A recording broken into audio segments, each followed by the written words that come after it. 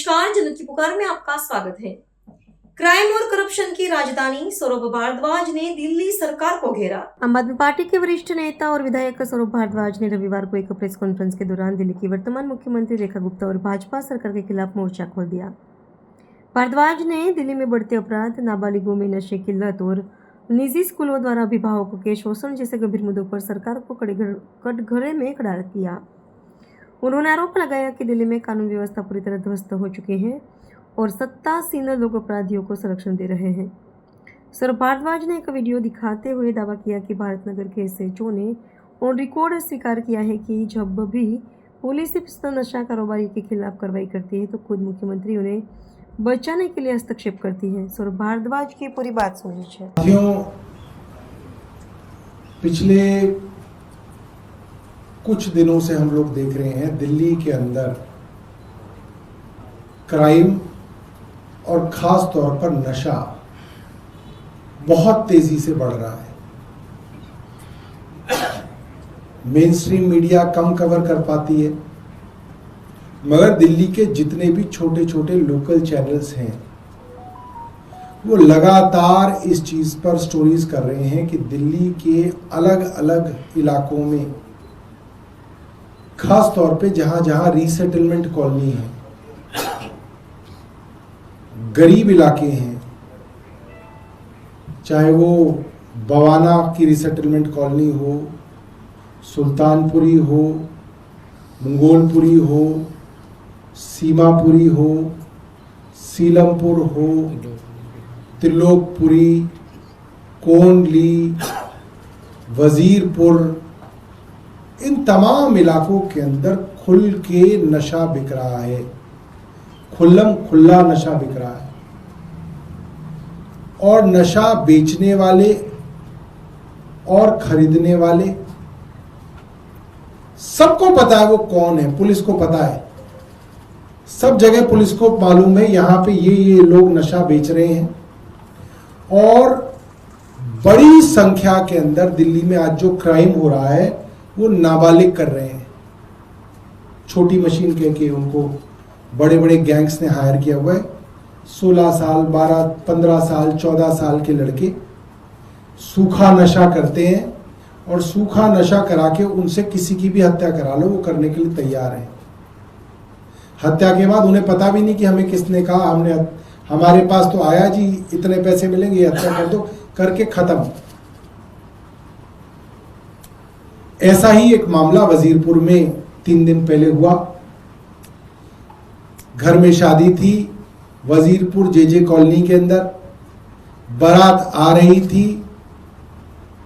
जिनके यहाँ शादी थी उनके बारात के रास्ते में 2 लोग झगड़ रहे थे जो नशे में थे। घर वालों ने कहा कि भाई तुम रास्ता दो, बारात आ रही है। और नशे में जो आदमी होता है उसको कोई लेना देना नहीं है कि मैं किसको क्या कर दूं। उन दोनों लोगों ने जो नशे में थे उन्होंने अपना झगड़ा छोड़ के उस पर हमला कर दिया। उसके साथ 1-2 लोग और थे। इतने में उन नशे करने वाले लोगों ने अपने साथ अपना पूरा का पूरा गैंग बुला लिया।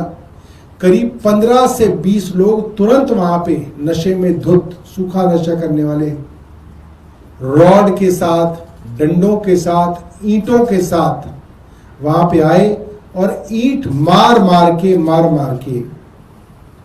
उन्होंने एक आदमी की छाती फाड़ दी, उसका लिवर पंक्चर हो गया और उसकी डेथ हो गई।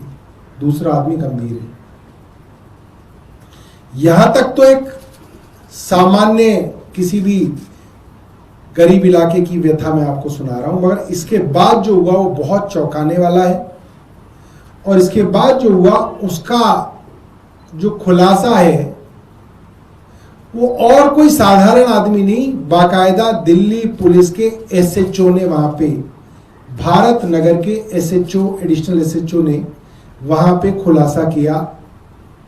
महिलाएं इकट्ठी होके पुलिस थाने गई और उन्होंने कहा कि आपके सीसीटीवी में सारे के सारे 15 से 20 लोग आ रहे हैं जिन्होंने हत्या की। दिन रात नशा बिकता है, आप लोगों के संज्ञान में है। बार बार शिकायत करते हैं, कार्रवाई नहीं होती। आप लोगों ने सिर्फ 4 लोगों को गिरफ्तार किया है। आप लोग कह रहे हैं 2 लोग आपने तिहाड़ में भेज दिए, हमें नहीं मालूम कौन लोग हैं, बाकी लोगों को आप कब गिरफ्तार करेंगे? कार्रवाई क्यों नहीं हो रही? और पुलिस के इंस्पेक्टर ने ऑन रिकॉर्ड वीडियो पे कहा, जब जब इस तरीके के क्रिमिनल्स के ऊपर, नशे के कारोबारियों के ऊपर हम लोग कार्रवाई करते हैं, दिल्ली की मुख्यमंत्री रेखा गुप्ता उनको बचाती है, उनका संरक्षण करती हैं।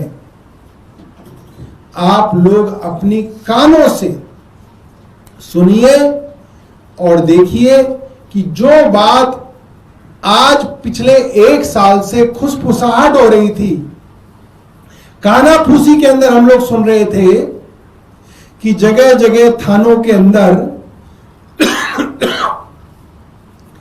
मुख्यमंत्री की तरफ से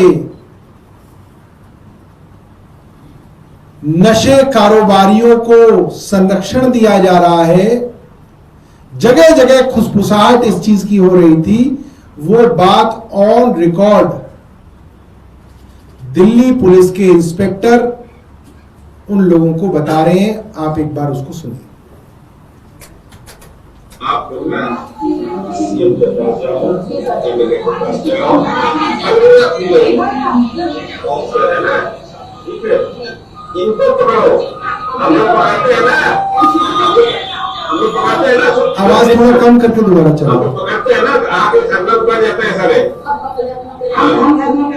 इनके घर को ध्यान रखो ना।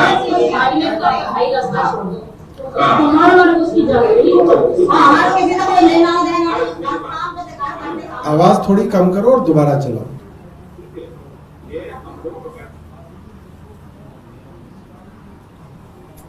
इसको टेस्ट कर लिया करो पीसी से पहले।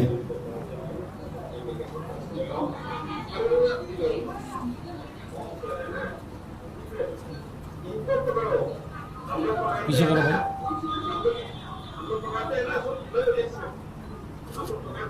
आगे संगत कर जाते हैं सारे। इनके घर को ध्यान रखो ना।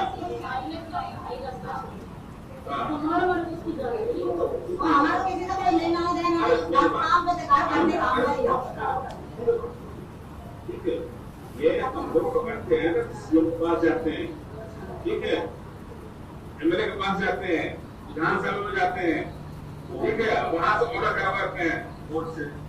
हम लोग का हाथ कटा हुआ है, छोड़ते हम थोड़े हैं, हम तो मेरी बात, हम लोग बुला के लाते हैं,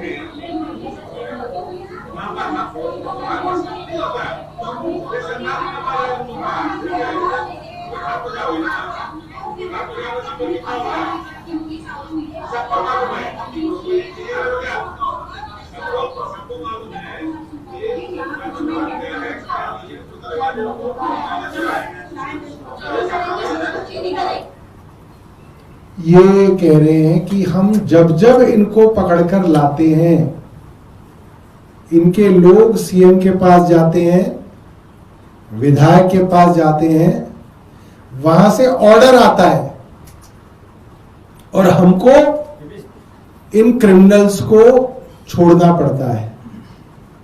हमारे हाथ बंधे हुए हैं, हमारे हाथ काट रखे हैं।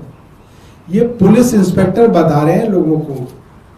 जब वो महिलाएं जाके ये कह रही हैं कि इनके ऊपर कार्रवाई करो, और रेखा गुप्ता जी की विधानसभा इनसे लगती हुई विधानसभा है, बिल्कुल शालीमार बाग की विधायक रेखा गुप्ता है और बिल्कुल सटी हुई विधानसभा वजीरपुर विधानसभा है। अभी यहां पे बाई इलेक्शन था, तो बाई इलेक्शन के अंदर 9 बार रेखा गुप्ता गई थी, 9 बार, क्योंकि बिल्कुल पड़ोस में है। और रेखा गुप्ता जी की विधानसभा के पड़ोस वाला थाना भरत नगर का इंस्पेक्टर जो एडिशनल एसएचओ है, वो बता रहे हैं कि हम लोग कार्रवाई करने में असमर्थ हैं, हम कार्रवाई नहीं कर सकते। नशे के कारोबारियों के ऊपर क्रिमिनल्स और अपराधियों के ऊपर हम पकड़ते हैं तो रेखा गुप्ता के पास ये लोग जाते हैं और वहां से ऑर्डर आ जाता है, निर्देश आ जाता है और हमें उनको छोड़ना पड़ता है। हमारे हाथ बंधे हुए हैं। मुझे लगता है कि इससे बड़ा सबूत कहीं पे आप लोगों को नहीं मिलेगा कि किस तरीके से क्रिमिनल नेक्सस, पूरा का पूरा तंत्र दिल्ली की मुख्यमंत्री रेखा गुप्ता चला रही हैं और दिल्ली के छोटे छोटे बच्चों को, नाबालिग बच्चों को नशे की लत डालकर उनको क्रिमिनल बनाया जा रहा है। पूरी दिल्ली में एक्सटॉर्शन, पूरी दिल्ली में एक्सटॉर्शन की कॉल्स आती हैं और एक्सटॉर्शन की कॉल करने वाला डरता इसलिए नहीं है क्योंकि जिसको गोली चलानी है वो उसको नहीं चलानी, वो गोलियां चलानी है 14 साल और 11-15 साल के लड़कों को। जो चाकू मारना है वो 14 और 15 साल के लड़कों को मारना है और उनको 200 रुपए की पुड़िया देनी है नशे की, थोड़े से पैसे का वादा करना है और जिसको चाहे चाकू लगवा दो और जिसको चाहे गोली लगवा दो। और खुल्लम खुल्ला नेक्सस भारतीय जनता पार्टी की मुख्यमंत्री रेखा गुप्ता जी के संरक्षण में ये दिल्ली में चल रहा है। एक और वीडियो मैं आपको दिखाऊंगा क्योंकि यहाँ पे वॉइस जो है हम आपको ये पूरा भेज देंगे, तो अगर आप अपने फोन पे सुनेंगे तो आपको बड़ी क्लैरिटी से समझ में आएगा। एक बार नहीं, 2-2, 3-3 बार ये बात रिपीट हुई है और जब ये बात इन्होंने जनता को कही, उन महिलाओं को कही, तो उन महिलाओं ने बाद में क्या किया वो मैं आपको दिखा देता हूँ।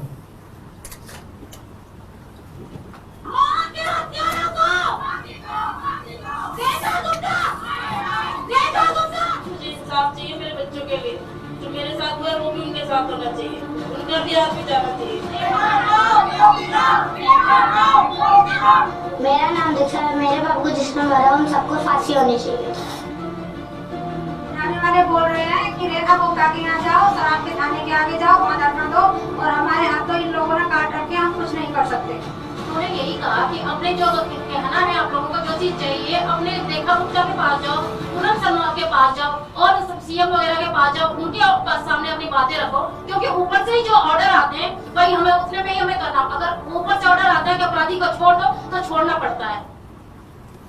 तो दोस्तों साफ है कि जो बात पुलिस ने कही इन महिलाओं को, वही महिला यहाँ दोबारा रिपीट कर रही है कि हमको ऊपर से ऑर्डर आता है तो इन अपराधियों को, इन नशे के कारोबारियों को, इन क्रिमिनल्स को हमें छोड़ना पड़ता है, इसलिए हमारे यहाँ धरना ना दो, वहां धरना दो।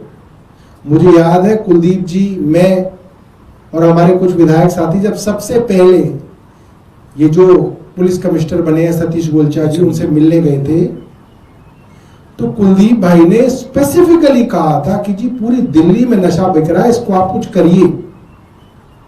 और हमारे दूसरे विधायक साथी ने कहा था कि हम आपको एक एक लोकेशन बता सकते हैं अपनी विधानसभा में कहां कहां नशा बिकता है। आप अपने एसएचओ से कहिए कि वो एक बार विधायकों से बात तो करें, काउंसलर से बात तो करें, सबको मालूम है कहां कहां नशा बिकता है।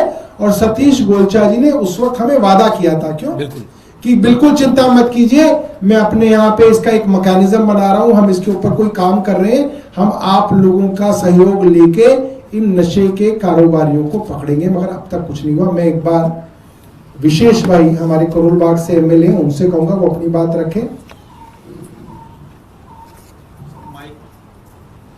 ये वाले भी आ जाएगी आवाज, तो माइक है ना, माइक से आ जाएगी आवाज।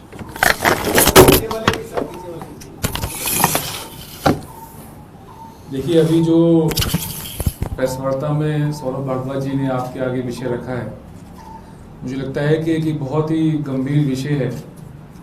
ये सब जानते हैं कि दिल्ली में नशा बिकता है, सूखा नशा बिकता है, पुड़ियों के माध्यम से गरीब इलाकों के अंदर 400 रुपये, 500 रुपये, 800 रुपये के हिसाब से पुड़ियाँ दी जाती हैं। और जो लोग, जो बच्चे जिनकी उम्र जो है अभी बहुत कम है, जो बालिग नहीं है, वो लोग जो है ये नशा करते हैं और नशा करने के बाद जो है अपराध करते हैं। पुलिस का काम है अपराध को रोकना, लेकिन जैसा हमने वीडियो में देखा कि जिनका काम है अपराध को रोकना, पुलिस को अक्सर हम कोसते रहते हैं कि वो काम नहीं करते, लेकिन जिस तरह से इस समय भारत नगर के जो एडिशनल एसएचओ हैं उन्होंने कहा कि हम तो काम करना चाहते हैं, लेकिन मुख्यमंत्री के ऑफिस से, मुख्यमंत्री के द्वारा जिनको हम पकड़ते हैं उनकी सिफारिश आ जाती है और उनको हमें छोड़ना पड़ता है। ये बहुत बड़ा पर्दाफाश करने वाली स्टेटमेंट है। अगर मुख्यमंत्री लेवल के ऊपर इस तरह से अपराध को बढ़ावा दिया जा रहा है तो फिर उसके बाद अपराध खत्म करना तो आप भूल ही जाइए। तो इस मुद्दे के ऊपर बहुत लंबी ना बात करते हुए मैं सौरभ भाई भारद्वाज जी और हम सब लोग जो है आम आदमी पार्टी की तरफ से दिल्ली के जो नए उपराज्यपाल हैं उनसे ये निवेदन करेंगे कि वो तुरंत इस विषय पे संज्ञान लें और मुख्यमंत्री को बुलाकर इस पे स्पष्टीकरण लें, और अगर ये बात सच साबित होती है तो दिल्ली के नए उपराज्यपाल साहब को तुरंत प्रभाव से मुख्यमंत्री जी का जो है इस्तीफा देना चाहिए और किसी और को जो है दिल्ली के अंदर मुख्यमंत्री का सौंपना चाहिए। यही हमारी डिमांड है। धन्यवाद।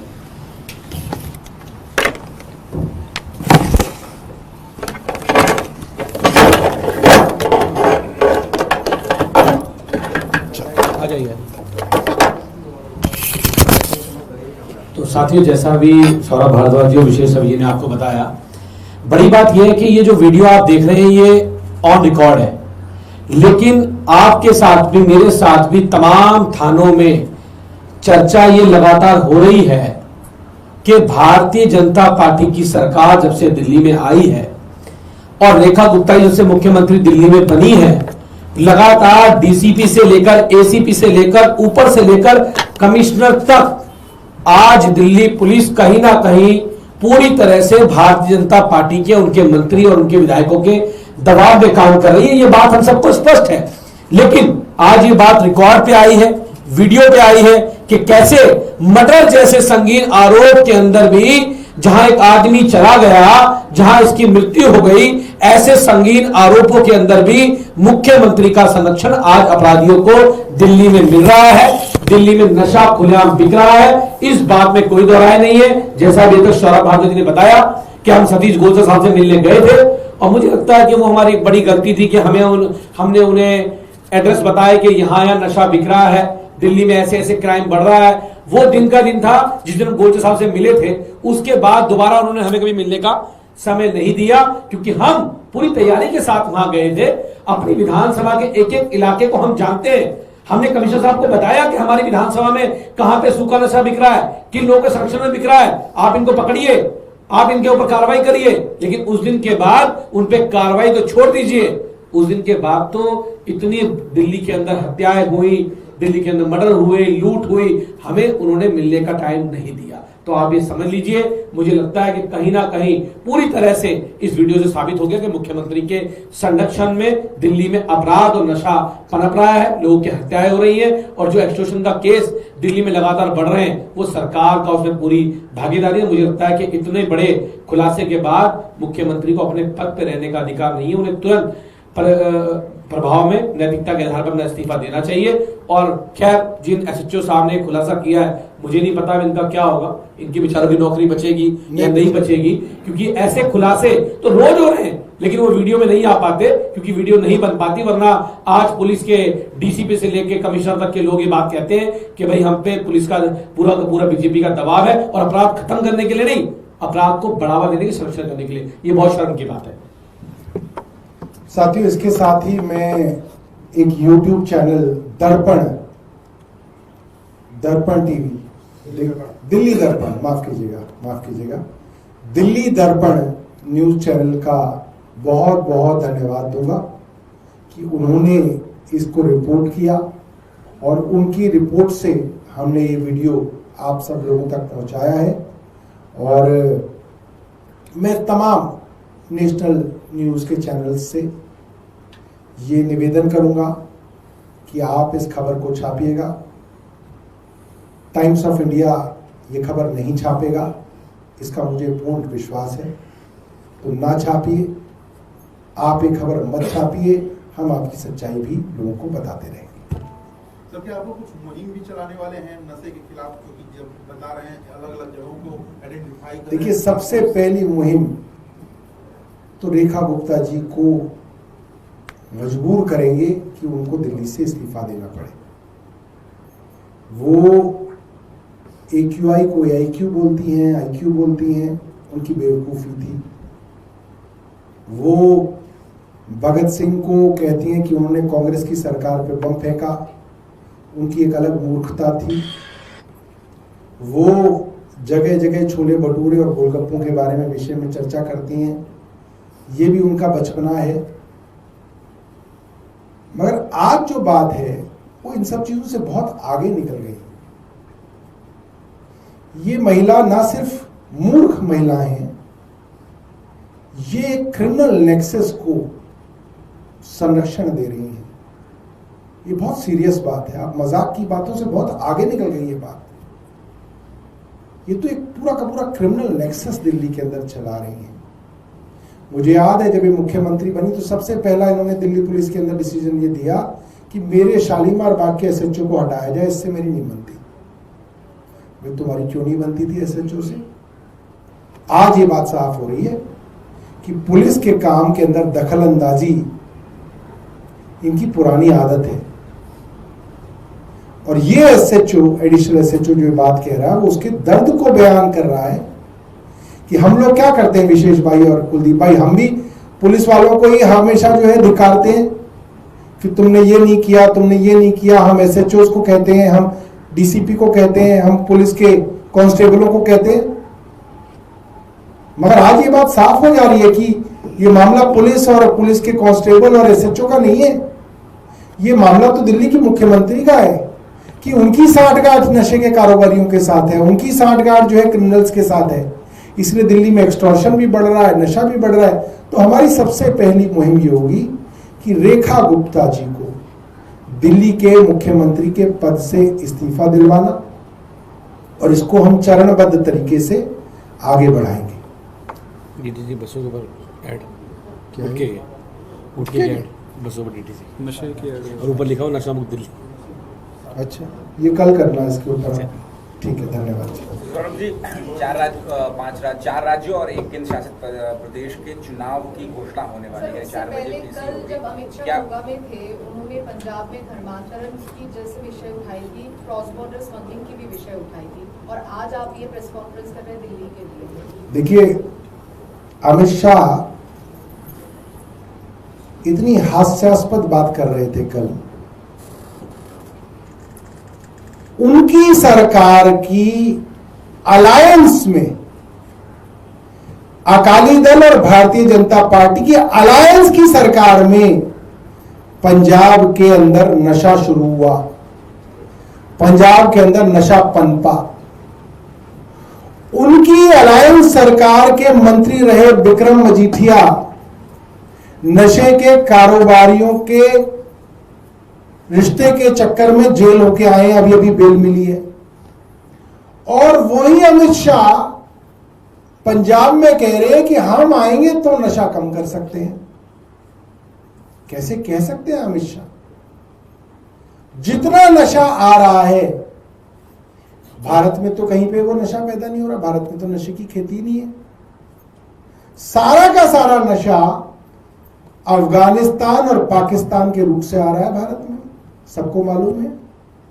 गुजरात के बॉर्डर से आ रहा है और पंजाब के बॉर्डर से आ रहा है, सबको मालूम है। कैसे आ रहा है? बॉर्डर्स किसके पास हैं? होम मिनिस्टर के पास है। सिक्योरिटी किसके पास है? BSF किसके पास है? सब कुछ सेंट्रल गवर्नमेंट के पास है। इनकी देख रेख और संरक्षण के अंदर नशा बिक रहा है दोस्तों। दिल्ली के अंदर हर झुग्गी बस्ती के अंदर नशा बिक रहा है। हर बड़ी बड़ी कोठियों के अंदर जो पान वाले हैं वहां पे नशा बिक रहा है। दिल्ली के किसी भी 5 स्टार होटल के डिस्कोथेक में चले जाओ, वहां पे नशे में धुत लड़के और लड़कियां आपको मिल जाएंगे। सबको तो पता है। क्या अमित शाह जी को नहीं पता अभी तक? अमित शाह जी बेकार की बकवास करना बंद करें। अब लोग थक चुके हैं आपकी बकवास सुन सुन के। जैसे आपके गुरु फेल हुए हैं विदेश नीति में, आप फेल हुए इंटरनल सिक्योरिटी के अंदर। और अब आपकी जो मुख्यमंत्री हैं उनके बारे में साफ पुलिस वाला कह रहा है कि इनके संरक्षण में चल रहा है, हम पकड़ते हैं, इनके यहां से आदेश आ जाता है, हमको छोड़ना पड़ता है। साफ तो कह दिया, इनके यहां से ऑर्डर आ जाते हैं और छोड़ना पड़ जाता है। और कोई प्रश्न? चुनाव 5 राज्यों के चुनाव की तैयारियां भारतीय जनता पार्टी और इलेक्शन कमीशन के मजबूत गठबंधन ने शुरू कर दी हैं। ज्ञानेश जी ने इलेक्शन रैलियों की जगह मंदिरों के अंदर हाथ हिलाना शुरू कर दिया है। ज्ञानेश कुमार जो हैं स्टार कैंपेनर हैं भारतीय जनता पार्टी के। फर्क सिर्फ इतना है कि भारतीय जनता पार्टी उनका नाम स्टार कैंपेनर की लिस्ट में इलेक्शन कमीशन को नहीं देगी। इलेक्शन कमीशन स्वयं अपनी तरफ से भारतीय जनता पार्टी के स्टार कैंपेनर को पहले ही बंगाल के अंदर उतार चुका है।